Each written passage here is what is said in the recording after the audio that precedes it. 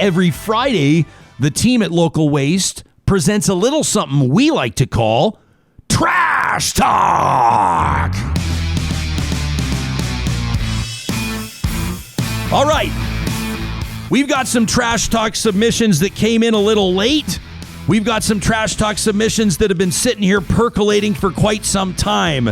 Like this one here. We received this one from Jerry. This one came in early this morning, which leads me to believe this is a recent gripe. Jerry says, "Neighbor, I love ya. You're a great neighbor.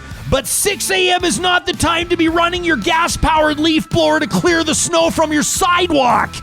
Jerry says, "You don't want to start something, do you? You don't want me mowing my lawn at 9 p.m. or slamming the door when I let the dogs out at midnight or letting my little guy play his drums in the basement, which I know you can hear whenever he wants, do you?" To all the neighbors out there, 6 a.m. is not the time. That from Jerry. Jerry, I hope you feel better.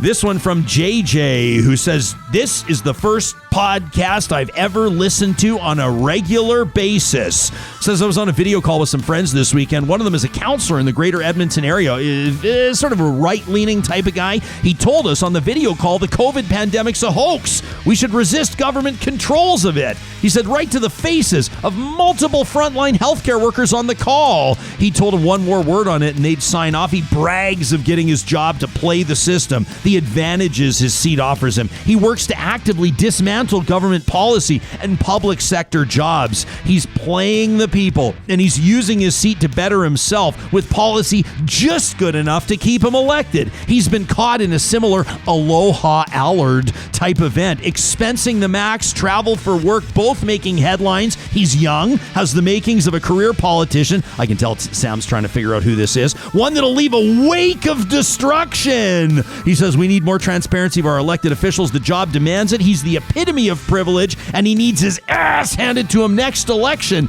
Enough of ideological politicians. Represent your constituents, not your best interests." Love that one. That's a good one. How about this from Mark B. in SLC, Salt Lake City, Utah? Mark says, "I am seething mad about ongoing post-secondary cuts that the UCP are targeting the University of Alberta in particular.